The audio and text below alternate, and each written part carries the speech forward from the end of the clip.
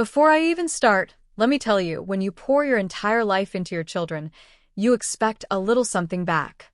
Not money, not grand gestures, but just acknowledgement. My son, Daniel, the boy I rocked to sleep and whose scraped knees I kissed better more times than I can count. Well, he forgot Mother's Day this year. Just like that. Poof. As if the day, and by extension, I didn't exist. So I had a little memory lapse of my own.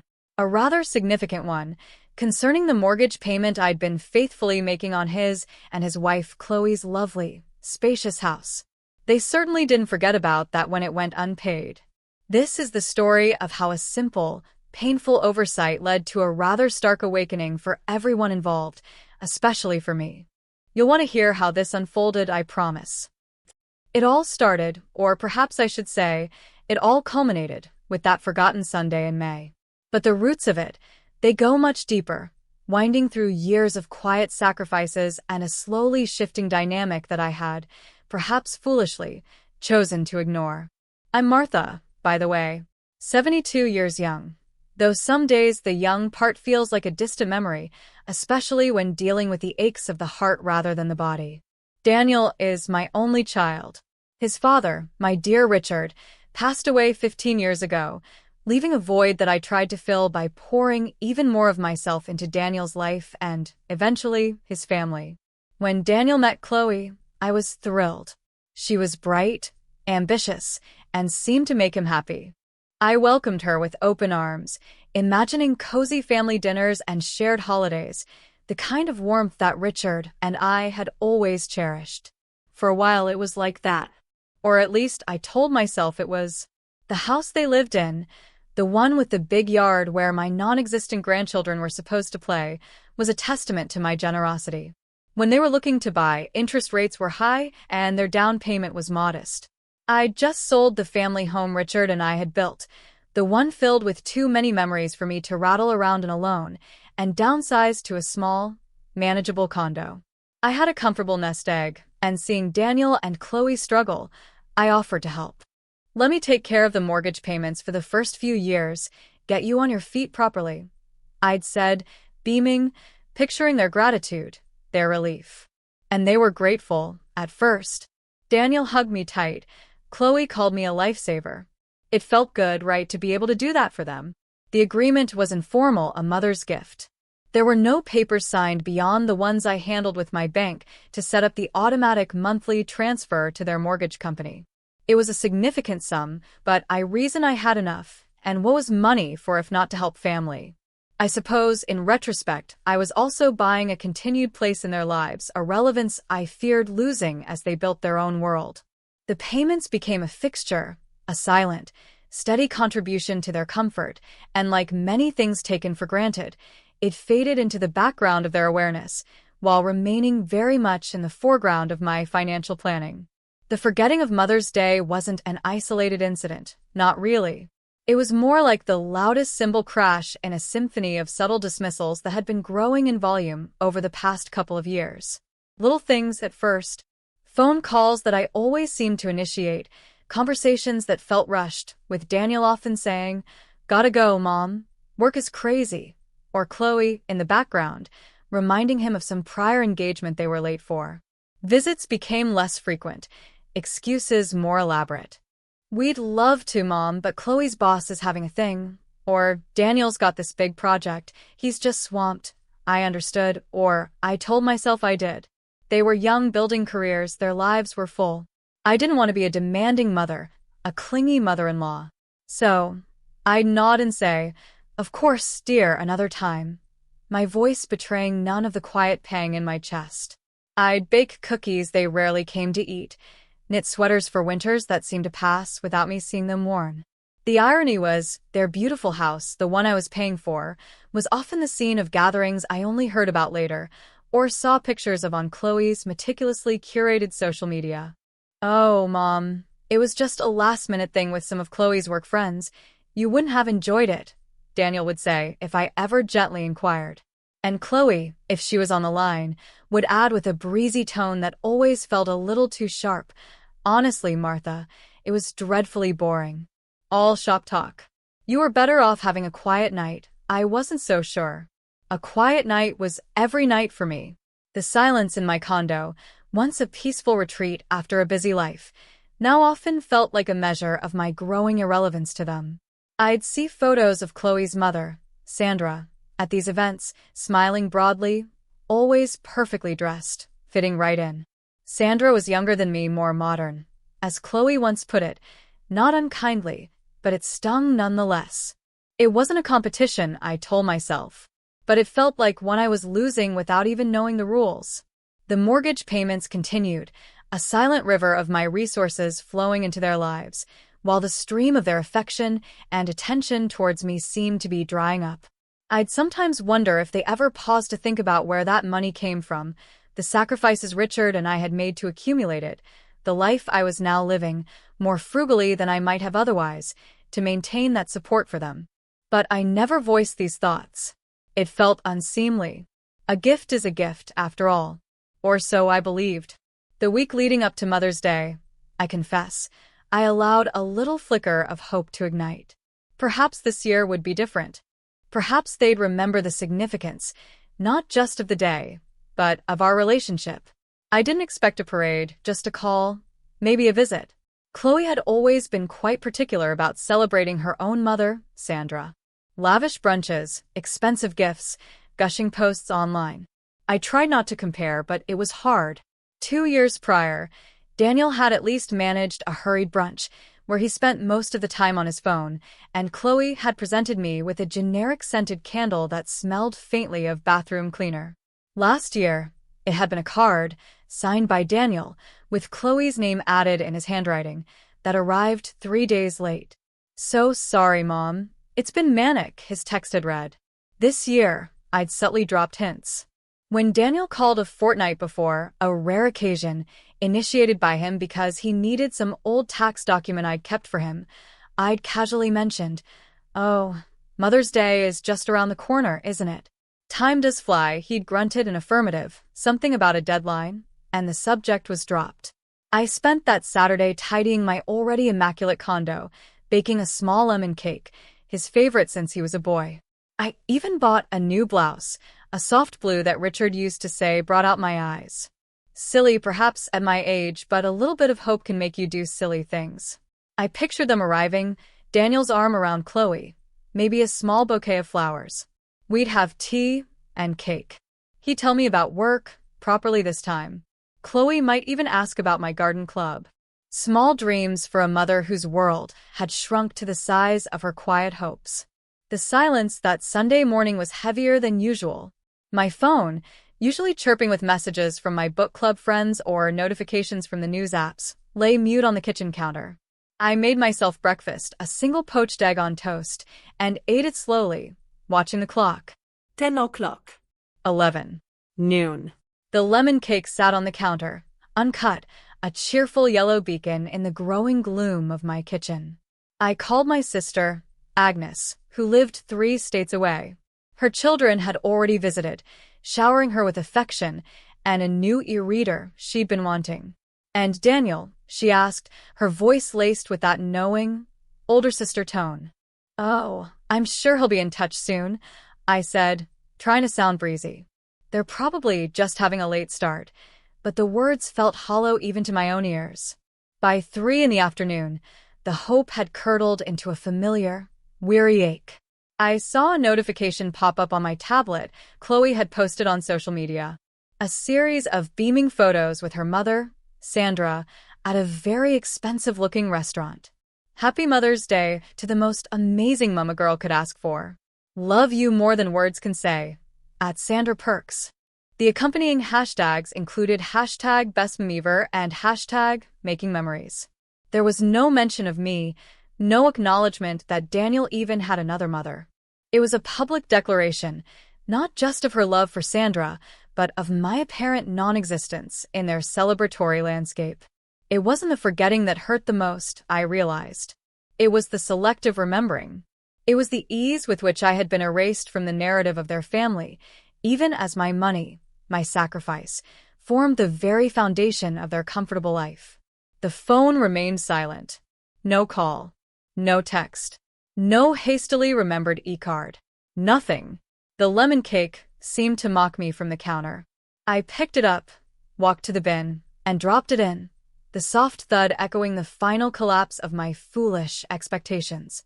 That evening, as I sat alone in the deepening twilight, the blue blouse still pristine in its tissue paper, a different feeling began to stir beneath the layers of hurt and disappointment. It was a cold, hard anger. A resolve. If I was so easily forgotten, perhaps it was time I returned the favor. The thought, once it surfaced, was surprisingly clear, shockingly simple. The mortgage. The monthly payment that left my account like clockwork, ensuring their beautiful home remained theirs. What if, just what if, my memory regarding that particular obligation became unreliable? A small, bitter smile touched my lips for the first time that day. It wasn't a pleasant smile. It was the smile of a woman who had finally had enough. The years of quiet giving, of expecting so little and receiving even less, had reached their tipping point on this particular, painfully silent Mother's Day.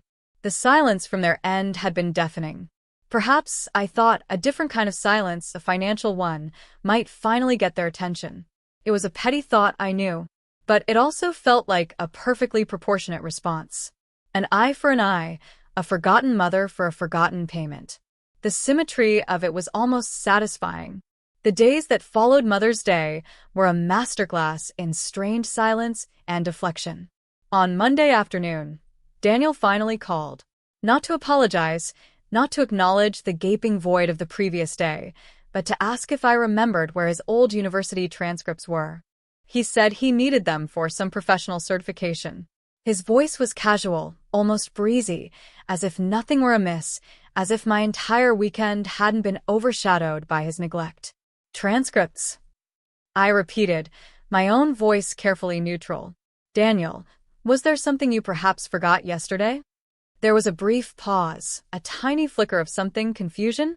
Annoyance? Before he said, yesterday? Oh, Sunday. Busy day. Chloe and I took her mom out for that thing. You know how it is, I did know. I knew exactly how it was. I was the mother who didn't warrant a thing. Not even a phone call. I see, I said, the two words colder than I intended, yet apparently not cold enough to penetrate his self-absorption. About those transcripts, Mom, he pressed, a hint of impatience, now lacing his tone. I told him I'd look, though I had no intention of rummaging through boxes of his forgotten youth for his immediate convenience. The call ended with his cursory, "Thanks, Mom, you're a star." A phrase so casually deployed it felt like another tiny pinprick. A star. I felt more like a spent matchstick. The hurt from Sunday hadn't dissipated. Instead, it was crystallizing, hardening into something less fragile, more resolute. His call, so utterly oblivious to the wound he'd inflicted, only solidified my burgeoning plan. It wasn't just about Mother's Day anymore. It was about the cumulative weight of years of being taken for granted, of my generosity being treated not as a gift, but as an entitlement. Chloe, for her part, remained entirely silent. No awkward text, no belated wishes, nothing. Her vibrant social media, however, continued to showcase their busy, fulfilling life. Dinners out, weekend trips, new purchases for the house. The house I was paying for. Each cheerful post felt like a small, deliberate twist of a knife. I started to look back, really look back at other instances. The Christmases where my carefully chosen gifts were met with polite but unenthusiastic thanks, often contrasted with the effusive praise for Sandra's more extravagant presents. The birthdays where my offer to host a small family dinner was gently rebuffed in favor of trendier restaurant bookings with their friends. The times I'd been ill, nothing serious, just a bad flu, and Daniel had promised to visit but had gotten tied up, I'd made excuses for him for so long. He's busy. She's influential in his social life. I don't want to be a burden. But now those excuses felt thin, transparent. The truth was, I had allowed myself to become a background fixture, reliable and unassuming, like a sturdy old piece of furniture you only notice when it's gone. And the mortgage payments were the silent, invisible legs holding up their comfortable lifestyle. It was about a week after that non-Mother's Day that the final piece of my resolve clicked firmly into place. I was at my small local library, a haven of peace for me, browsing the new fiction. I overheard a young woman talking animatedly on her phone, her voice carrying despite her efforts to whisper. Honestly, he just expects me to drop everything whenever he calls. And does he ever say thank you? No. It's like I'm just there. For his convenience, she paused, listening to the other end, then sighed. I know, but I'm just so tired of it. I think I need to set some boundaries. The word resonated with me deeply. I had no boundaries with Daniel, not really. I had given, and my giving had been met not with reciprocal care, but with an escalating sense of assumption. I realized then that my plan wasn't petty revenge. It was an act of self-preservation, a desperate attempt to redraw the lines of our relationship, or at least my role in it. If they couldn't see me, couldn't value my presence, then perhaps they needed to feel my absence in a way that would register. The mortgage payment was due on the 1st of June, roughly 2 weeks away. It was an automatic transfer I'd set up years ago, a simple standing order for my savings account to their lender. Stopping it would be easy. A phone call to my bank manager, Mr. Henderson, a kind, elderly gentleman who had handled my finances since Richard was alive. He knew about the arrangement. He'd even gently questioned its open-ended nature once or twice. Are you sure you want this to be indefinite, Martha? He'd asked a few years back when we were reviewing my portfolio. Young people need to learn to stand on their own feet. At the time, I dismissed his concerns. Oh, they're good kids, David. It's my pleasure. Now, his words echoed with a painful prescience. The decision wasn't made in a flash of temper, though anger was certainly a component. It was a slow burn, a conclusion reached after many sleepless nights and solitary cups of tea, staring out at the city lights from my condo window. I weighed the potential fallout. Daniel would be furious, confused, possibly even hurt, though his capacity for hurt where I was concerned seemed to be limited to inconveniences. Chloe would likely be incandescent with rage, seeing it as a direct attack on their lifestyle. There would be accusations, recriminations. But what was the alternative? To continue to pour my resources and my heart into a void?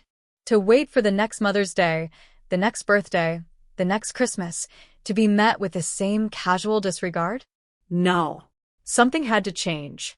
And since they seemed incapable of initiating that change, the onus, it appeared, was on me. I wouldn't warn them. A warning would lead to performative apologies, temporary changes in behavior designed to ensure the money tap remained open. This needed to be a shock, a jolt to their system. It needed to be as abrupt and unannounced as my erasure from their Mother's Day. The following Monday, I called Mr. Henderson at the bank. Martha, good to hear from you, he said, his voice warm and familiar.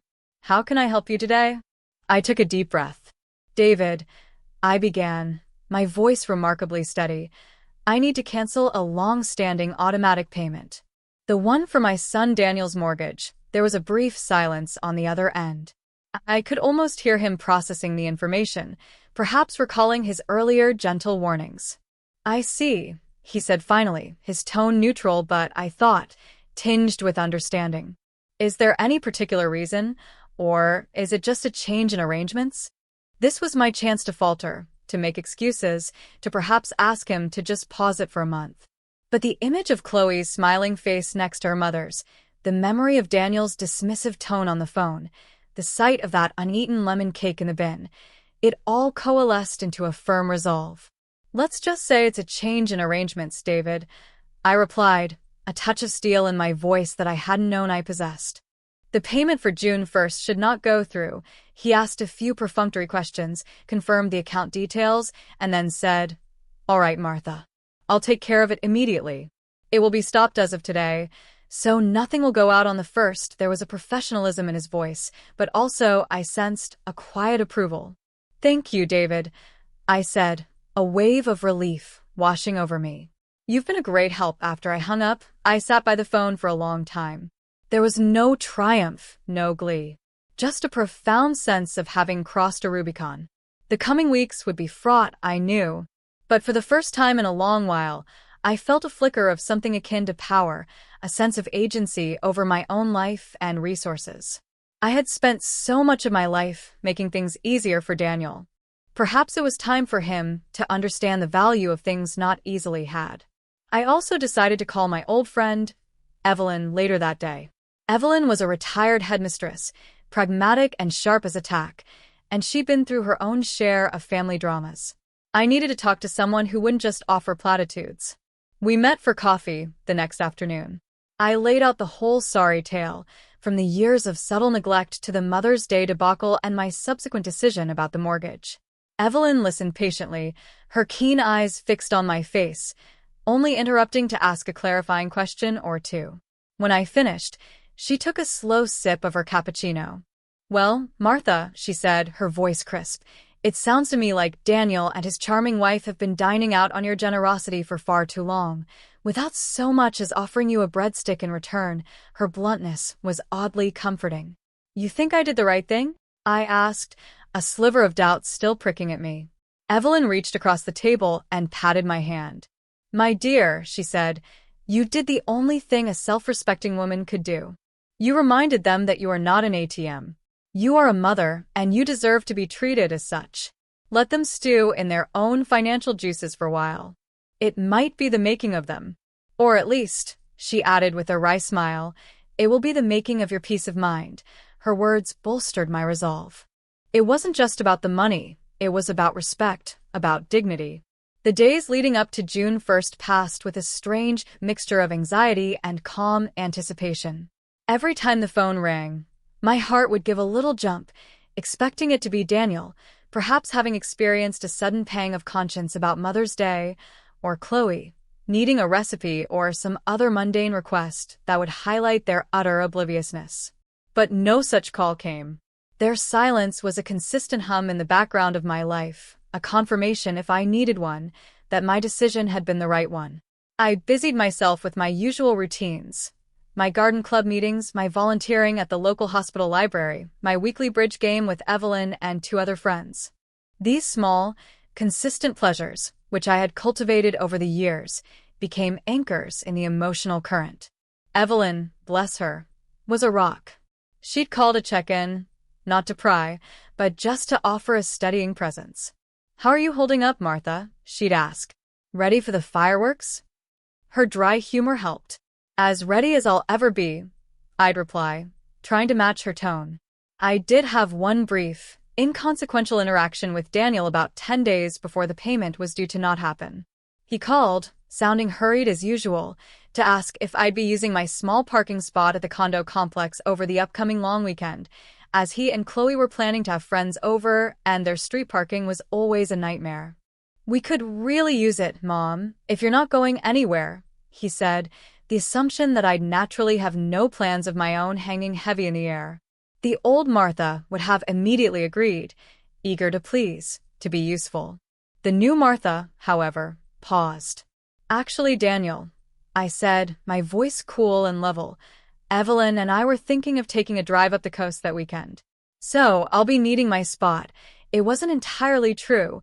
We'd only idly discussed it, but his request, so typical of his casual entitlement, firmed up the vague idea into a concrete plan. There was a surprised silence on his end. "Oh," he said, sounding put out. "Right. Okay, well, no worries. We'll figure something out." He didn't ask about my trip, didn't express any interest. It was just another small indication of his self-centered world. The call ended quickly after that. Each such interaction, however minor, chipped away at any lingering guilt I might have felt about the impending mortgage situation. They were so thoroughly wrapped up in their own lives, their own comforts, that the source of one of their major financial reliefs seemed to have become utterly invisible to them. The 1st of June arrived, a bright, sunny Tuesday. I woke up with a knot in my stomach, but also a strange sense of liberation. The payment would not be made. The die was cast. Now all I had to do was wait. The first few days of June passed with an almost unnerving quiet. I knew that mortgage companies usually allowed a grace period, perhaps 5 to 10 days, before late fees kicked in and stern notices were dispatched. So, I wasn't expecting an immediate explosion. I tried to go about my days normally, but there was an undercurrent of tension, a sense of waiting for the other shoe to drop. Evelyn, true to her word, had firmed up our plans for the long weekend. We drove up the coast, stayed in a charming bed and breakfast, browsed antique shops, and ate fresh seafood. It was a delightful distraction, a reminder that there was a life for me beyond Daniel and his family, a life filled with friendship and simple pleasures. For those few days, I almost managed to forget the looming confrontation. Almost. But even as I laughed at Evelyn's stories or admired a beautiful sunset over the ocean, a small part of my mind was counting down the days. The call, when it finally came, was on the evening of June 8th. I had just finished my dinner and was settling down with a book when my phone buzzed insistently. Daniel's name flashed on the screen. My heart gave a familiar lurch, but this time, it was accompanied by a strange sense of readiness. I let it ring a few more times before answering, composing myself. "Hello, Daniel," I said, my voice, I hoped, calm and even. "Mom." His voice was tight, high-pitched with panic. "Mom, what the hell happened with the mortgage payment? We just got a letter from the bank, a really nasty one. They're saying it's overdue, and they're going to charge us all sorts of fees. Did you forget to make it? What's going on?" The torrent of words tumbled out, laced with accusation and disbelief. In the background, I could hear Chloe's voice, equally agitated, though muffled. "Ask her what she did. This is a disaster," she seemed to be wailing. I took a slow, deliberate breath. Here it was. The moment I had been anticipating, and in some ways, dreading. The carefully constructed wall of their obliviousness had finally been breached. "Oh, the mortgage payment," I said, injecting a note of mild surprise into my voice, as if it were a trivial matter that had momentarily slipped my mind. "Yes, I suppose it would be due around now, wouldn't it?" "Wouldn't it?" Daniel almost shrieked. "Mom, this isn't funny. This is serious. Our credit rating could be affected. They're talking about penalties. Did you make the payment or not?" His panic was palpable, and I felt a brief, unwelcome twinge of something that might have been guilt, but I quickly suppressed it. This was necessary. This was the consequence of their own actions, or rather, their inactions. "Daniel, dear," I said, my voice still deceptively calm. "You know, my memory isn't quite what it used to be. So many things to keep track of these days. Sometimes, important things just slip away." I paused, letting my words hang in the air for a moment. I could hear his sputtering on the other end, Chloe's increasingly frantic interjections. "Slip away," he repeated, incredulous. "Mom, this is thousands of dollars. This is our house. How could that just slip away?" It was the opening I had been waiting for. "Well, Daniel," I said, my voice now losing its feigned vagueness and taking on a sharper, clearer edge, "it's rather like Mother's Day, isn't it? An important date, a significant connection. And yet, it seemed to have slipped your mind entirely this year. And Chloe's too, I imagine." Given her very public celebration of her own mother, there was a stunned silence on the other end of the line. For a glorious few seconds, all I could hear was their breathing. The connection had been made. The unspoken had finally been voiced. Chloe's muffled protest ceased abruptly. I could picture Daniel's face, the dawning comprehension, the shock. "Mother's Day," he finally stammered, his voice dropping several octaves. You didn't pay the mortgage because of Mother's Day." The outrage in his tone was almost comical, given the circumstances. "Is that what this is about? Some kind of revenge, because we forgot a card?" "Revenge is such an ugly word, Daniel," I replied smoothly. "I prefer to think of it as a recalibration, a rebalancing of efforts. It simply occurred to me that if my presence as your mother is so easily forgotten, so readily overlooked, then perhaps my financial contributions are equally expendable. It seems only fair, doesn't it? One forgotten thing deserves another." I could hear Chloe snatch the phone.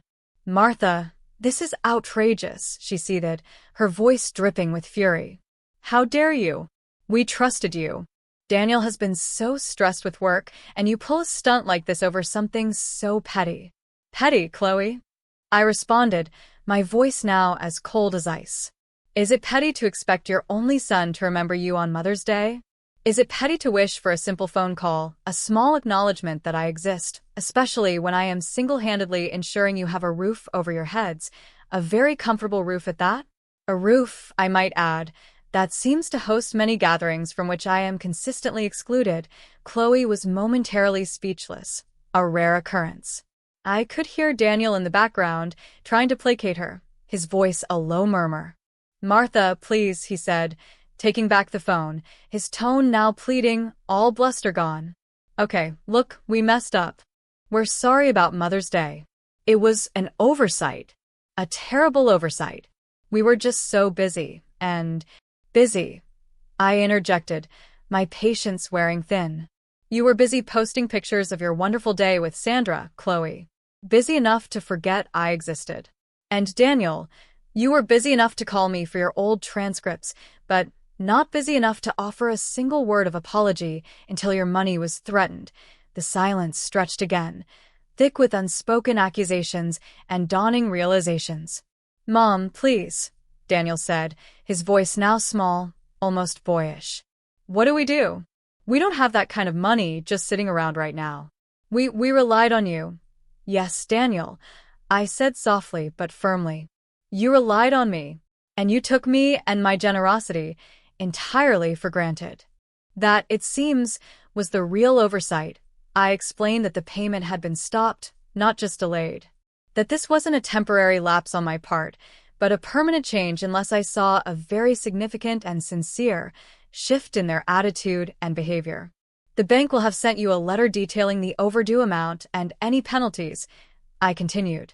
"You'll need to contact them directly and make arrangements to pay it.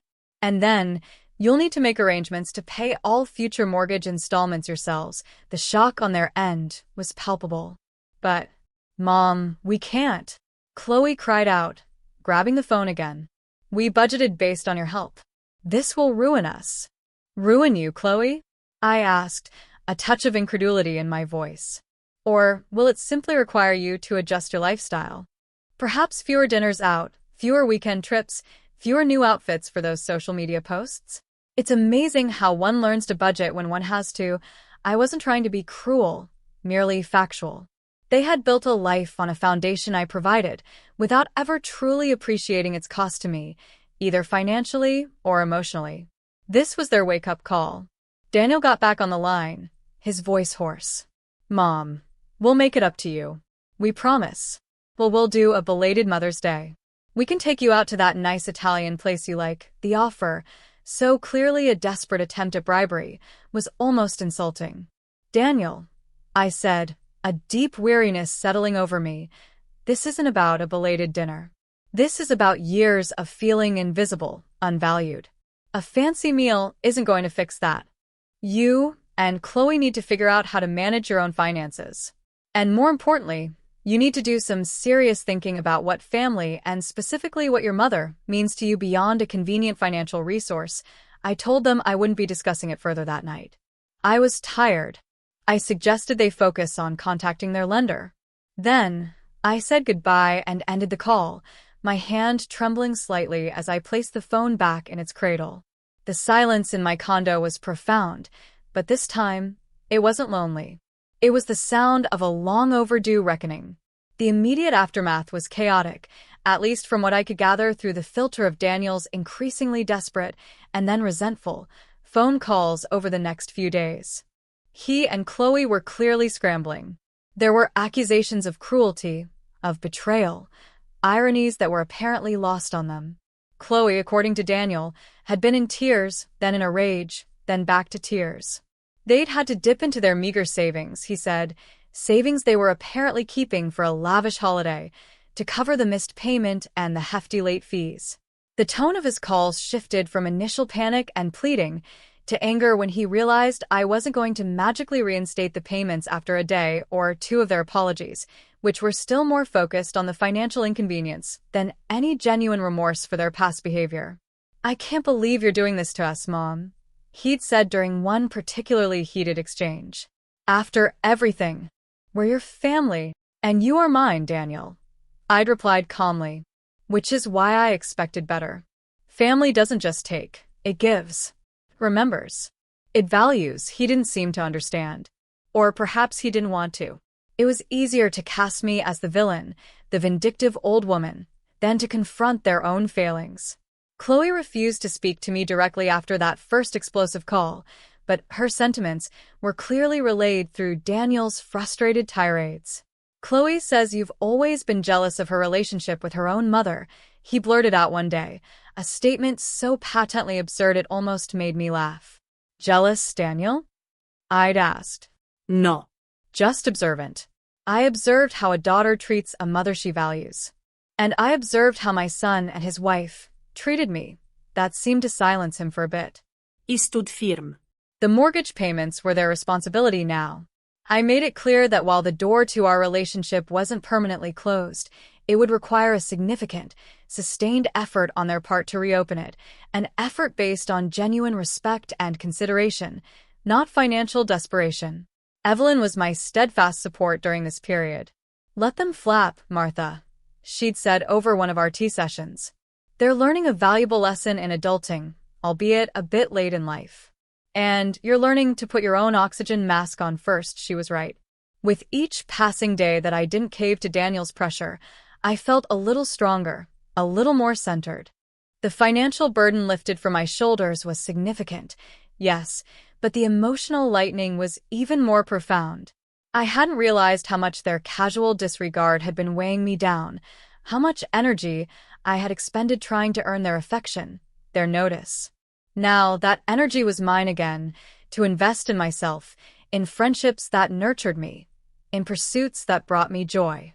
I started planning a small renovation for my condo, something I'd put off because the mortgage payments for Daniel had made my own budget tighter. I booked a short cruise with Evelyn for the autumn. Small things, perhaps, but they felt like reclaiming pieces of myself. As weeks turned into months, the calls from Daniel became less frequent, and their tone slowly began to change. The anger and resentment began to be replaced by a grudging, almost bewildered, acceptance of the new reality. He told me in a flat voice one day that they'd had to cancel their planned holiday to the Maldives and were looking at refinancing their mortgage to get a more manageable rate, though it was difficult in the current market. Chloe, he mentioned, had started looking for a better-paying job. There was no apology in his voice, not yet, but the entitlement was slowly being eroded by the harsh realities of financial responsibility. I didn't offer sympathy, nor did I gloat. I simply listened. I knew this was a process, and it was theirs to navigate. My role was no longer to smooth their path. For my part, I found a surprising peace. The quiet in my condo no longer felt like loneliness, but like tranquility. I reconnected with old friends, joined a watercolor painting class, and spent more time in my small balcony garden, coaxing herbs and flowers into bloom. I realized I had been living a life constrained by their needs, their expectations, and my own misguided sense of maternal duty. This forgetfulness of mine had, ironically, allowed me to remember myself. The true resolution, if one could call it that, came nearly 6 months later. It was just before Christmas. My phone rang, and it was Daniel. His voice was subdued, hesitant. "Mom," he began, "Chloe and we were wondering if you might be free to come over for dinner next Saturday." Nothing fancy, just us. There was a pause. "And Mom," he added, his voice cracking slightly, I am so sorry. For Mother's Day. For everything. For not seeing, for not appreciating you." It wasn't a grand speech, but the sincerity in his tone was unmistakable. "Chloe," he said, "wanted to apologize too in person." I accepted their invitation, not with a surge of triumph, but with a quiet sense of hope. Perhaps this was the beginning of a new chapter, one built on a more honest foundation. The dinner was modest. Chloe was quiet, almost shy, but her apology, when it came, felt genuine. Daniel looked older, more careworn, but also more mature. They talked about their struggles, their adjustments, without blaming me. They asked about my painting, my cruise with Evelyn. It was stilted at times, awkward, but it was a start. I didn't offer to reinstate the mortgage payments, and they didn't ask. That chapter was closed. What lay ahead was uncertain, but for the first time in a very long time, I felt a sense of genuine peace, a a sense that I had reclaimed not just my finances, but my dignity and my self-worth. Forgetting that one Mother's Day had been painful, a deep cut. But my subsequent act of forgetting their mortgage had, in its own strange way, been the catalyst for a much-needed healing, a painful but ultimately liberating surgery on the heart of our family. I had learned that sometimes the greatest act of love, for oneself and even for others, is to allow them to face the consequences of their own actions. And in doing so, I found my own quiet, well-earned strength.